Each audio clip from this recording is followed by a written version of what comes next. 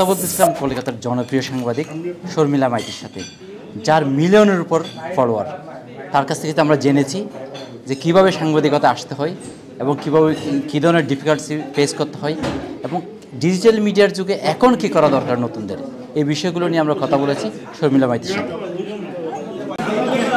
প্রথমত যে সাংবাদিকতা আমি বেছে নিয়েছিলাম আমার স্কুল জীবন থেকে। স্কুল জীবনে আমার একটা ভালো সুযোগ ঘটেছিল, সেটা হলো স্টেটসম্যান পত্রিকায় তখন স্কুল স্টুডেন্টদের জন্য একটা সাপ্লিমেন্ট বার হয়েছিল, যেটার নাম হচ্ছে ভয়েসেস। তো সেই ভয়েসেসের আমি প্রথম ব্যাচ ছিলাম 1992 সালে। প্রথম সেই ভয়েসেস পত্রিকা বার হয় স্টেটসম্যানের সঙ্গে। তো তখন থেকেই আমার সাংবাদিকতার বীজটা প্রথিত হয়ে গিয়েছিল, কারণ আমি স্টেটসম্যানের মতো অত বড় হাউসে, 175 বছরের পুরনো হাউস, সেই হাউসে ঢোকার সুযোগ পেয়েছিলাম। তো সাংবাদিকতা আমার মানে কপালে লেখা ছিল আর কি। পরবর্তীতে আমি মাস্টার ডিগ্রি কমপ্লিট করে যাদবপুর ইউনিভার্সিটি থেকে, এবং তারপরে ততদিন অবধি মানে কলেজ লাইফ পর্যন্ত কিন্তু আমি নিয়মিত লিখে গিয়েছিলাম। আমি স্টেটসম্যান পত্রিকা, হিন্দুস্তান টাইমসে এবং টাইমস অফ ইন্ডিয়ায় আমি লিখতাম ফ্রিল্যান্সার হিসেবে, মানে লিখে টাকা পেতাম আর কি। তাতে আরও আমার লেখার আগ্রহ বেড়ে যেত। তারপরে যেটা হলো যে মাস্টার ডিগ্রির পরে সরাসরি আমি টাইমস অফ ইন্ডিয়াতে একটা চাকরি পেয়ে যাই, এবং সেটাই আমার প্রফেশনাল জীবন শুরু। প্রথমে তখন প্রিন্ট মিডিয়া জয়গান ছিল, প্রিন্টে নিজের নাম লেখার জন্য সবারই একটা আগ্রহ থাকে, সেটা আমার শুরু হয়েছিল। আর পরবর্তীতে যখন যখন যেভাবে পাল্টেছে, মানে টেলিভিশনের যুগ এসেছে, আমার মনে হয়েছে যে আমি প্রেজেন্টার হিসেবে, মানে আমি যেভাবে কথা বলি, কথাবার্তার মাধ্যমে আমি এক একজন মানুষকে তুলে ধরতে পারবো, তাদের ব্যক্তিত্বকে আমি দর্শকের কাছে পৌঁছে দিতে পারবো, সেইটা আমি ট্রাই করেছিলাম। এবং আমি ওই চেষ্টাটাকে জারি রেখেছিলাম বলেই আমি তখন শো অ্যাঙ্কার হিসেবেও আমার ছোট্ট হলেও একটু হলেও জনপ্রিয়তা হয়েছিল।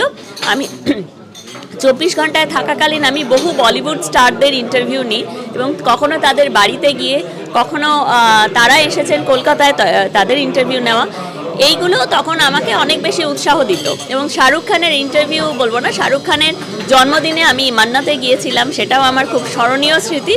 এবং ওইগুলোই আসলে আমাকে চার্জ আপ করেছে সাংবাদিকতাটাকে ভালোবাসতে, আরও বেশি করে রিসার্চ করতে, কোনো একটা মানুষের সম্পর্কে আরও বেশি করে জেনে তাকে প্রশ্ন করতে। এইগুলো আমাকে খুবই আমার কাছে একটা খুব বড় প্রাপ্তি।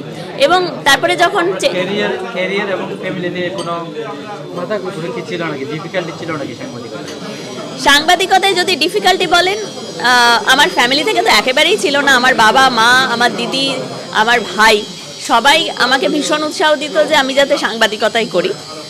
আমার ডিফিকাল্টি সবকটা প্রফেশনেই থাকে।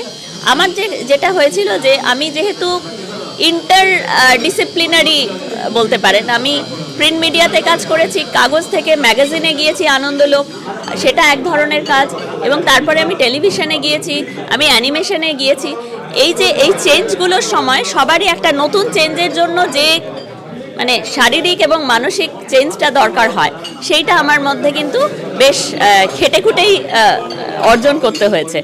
এবং ডিজিটাল এজে শিফট করা, সেটাও একটা নতুন মাধ্যমে নিজেকে মানিয়ে নেওয়া, এটারও একটা খুব বড় আর কি। আপনার শর্মিলা মাইতিটা এখন ফেমাস একটা নেই, এখন তো আপনার প্রায় 1 মিলিয়নের উপর আপনার ফলোয়ার। এই ডিজিটালে কেন আসার চিন্তা হলো, বা এই ফলোয়ারটা কীভাবে হলো? আপনি নতুনদের জন্য কী অ্যাডভাইস থাকবে? অ্যাকচুয়ালি ধন্যবাদ, কারণ ফেসবুকে 1.6 মিলিয়ন ফলোয়ার এবং ইউটিউবে সম্প্রতি আমার 1 মিলিয়ন ফলোয়ার ক্রস করেছে, এবং সেজন্য ইউটিউব থেকে একটা বিশাল বড় গোল্ড বাটন আমার কাছে এসেছে। আর আমার এটা একটু সামান্য হলেও প্রাপ্তি যে প্রথম বাঙালি সাংবাদিক যিনি নিজের জন্য এরকম একটা গোল্ড প্লে বাটন পেয়েছেন, এটা ইউটিউব থেকেই আমাকে জানানো হয়েছে। তাই আমি ভীষণ আনন্দিত এই ব্যাপারে।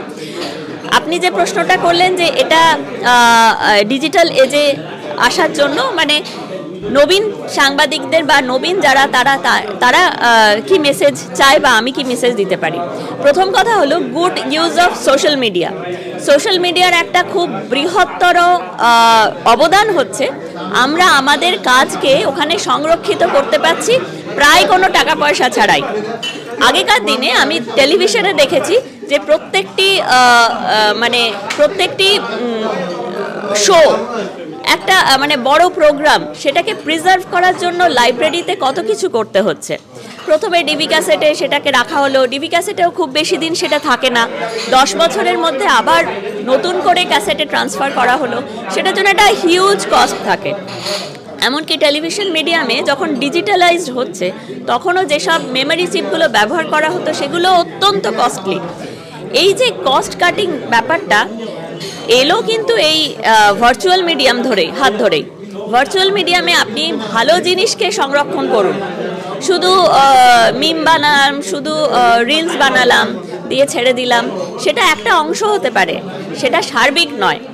যদি প্রিজার্ভেশনটা আপনারা বেশি করে সোশ্যাল মিডিয়ায় করেন তাহলে আমরা অনেক জিনিস বহুকাল ধরে আমরা সংগ্রহে রাখতে পারবো। Digital is a huge library, huge, এবং এই লাইব্রেরি সবার কাছে অ্যাক্সেসিবল। এইটা হচ্ছে ডিজিটাল মিডিয়াম সব থেকে বড় প্রাপ্তি। এবং আমার মনে হয় যে নতুন জেনারেশন যেহেতু স্মার্টফোন নিয়ে জন্মেছে, তারা এটা আরও স্মার্টলি ডিল করতে পারবে, তারা আরও নতুন নতুন পদ্ধতি উদ্ভাবন করবে যাতে করে পুরোনো দিনের কাজ, হিস্ট্রি, জিওগ্রাফি আরও ভালো করে প্রিজার্ভ করা যায়। বলবো এটা যে 1 মিলিয়ন রাতারাতি হয়ে যায় না, বিশেষ করে যে প্ল্যাটফর্মটা হচ্ছে ইন্টারভিউয়ের প্ল্যাটফর্ম, যেখানে মানুষকে ধৈর্য ধরে শুনতে হবে, কথা শুনতে হবে, এবং কেউ মানে যদি না সে তারা লাস্ট অবধি শোনে তারা আমার চ্যানেলকে ফলো করবে না। এটা খুব বড় চ্যালেঞ্জ ছিল। তবে আমি বলবো যে আমার ক্ষেত্রে হয়তো দুটো ফ্যাক্টর একটু হলেও কাজ করেছে। সেটা হচ্ছে আমি যখন শুরু করেছিলাম তখন ডিজিটাল মিডিয়া এত বেশি ছিল না। আমি প্রথম জার্নালিস্ট যিনি চাকরি ছেড়ে ডিজিটাল মিডিয়াম নিজের প্ল্যাটফর্ম শুরু করেন। সেটা খুব কঠিন ছিল। আমি একটা মোবাইল নিয়ে যেতাম, কারুর কাছ থেকে হয়তো আমি যারা আমার কাছে আগে অতি পরিচিত ছিল তারাও মাঝে মাঝে ইন্টারভিউ দিতে অস্বীকার করেছে মোবাইল নিয়ে গেছি বলে। কিন্তু আস্তে আস্তে যেটা হলো, মোবাইল অনেক বেশি ভ্যারিয়েশনের মধ্যে দিয়ে গেল, অনেক বেশি টেকনিক্যালি অ্যাডভান্সড হয়ে গেল। এখন আপনি যে মোবাইলটা থেকে আমার ছবি তুলছেন বা ভিডিও তুলছেন সেটা অত্যন্ত অ্যাডভান্স, সেটার কারুকাজ বা সেটার কার্যকারিতা কোনো অংশেই একটা ডিজিটাল আপনার ডিএসএলআর ক্যামেরা থেকে কম নয়। এইগুলো যখন আস্তে আস্তে অ্যাডভান্সমেন্ট হলো তখন আমার গ্রহণযোগ্যতা আরও বেশি করে তৈরি হলো। আমার মনে হয় যে সেইটা একটা বড় জিনিস। আর আমি ধন্যবাদ দেব আমার সেলিব্রিটি বন্ধুদের যারা নিরন্তর আমার সঙ্গে থেকেছেন। অনেক বড় বড় স্টার আমাকে ডেকে ইন্টারভিউ দেন কারণ তারা আমার সঙ্গে কথা বলতে ভালোবাসেন। এই ফ্যাক্টরটা আমার মনে হয় খুব ভালো কাজ করেছে। আর আমার একটা বিশ্বাস যে টেলিভিশন মিডিয়ামটা যখন সবাই কথা বলে, মানে যেগুলো হচ্ছে পপুলার শোজ, যেখানে একজন অ্যাঙ্কার অনেকজনের সঙ্গে কথা বলতে থাকেন এবং তারা ভীষণ নিজেদের মধ্যে তর্ক বিতর্ক করেন, একটা ক্যাকোফোনাস ব্যাপার তৈরি হয়। আমি মেইন স্ট্রিমের ওই জিনিসটা খুব একটা আমাকে আকৃষ্ট করেনি। আমি চেয়েছিলাম যে ইন্টারভিউগুলো এমনই হোক যেখানে আমি 1-to-1 কানেকশানে যেতে পারি, যাতে দর্শকেরও ফিল করাতে পারি যে তারা ওই ড্রয়িং রুমে ঢুকে পড়েছে, তারাও ওই দর্শকেরা যেন আমারই সামনে বসে আমারই যে গেস্ট তার সঙ্গে কথা বলছে। বলার ভাষাটা সহজ করতে করতে করতে করতে একদম অতি সরল ভাষায় প্রশ্ন করা, যাতে করে যারা দর্শক তাদের কোনো জায়গায় গিয়ে বোর ফিল না হয়। এইগুলো আমি এই টেকনিকগুলো অনেক দিনের অভিজ্ঞতা দিয়ে আস্তে আস্তে ডেভেলপ করেছি। এটাও আমার মনে হয় যে লোকের কাছে গ্রহণযোগ্য হয়েছে।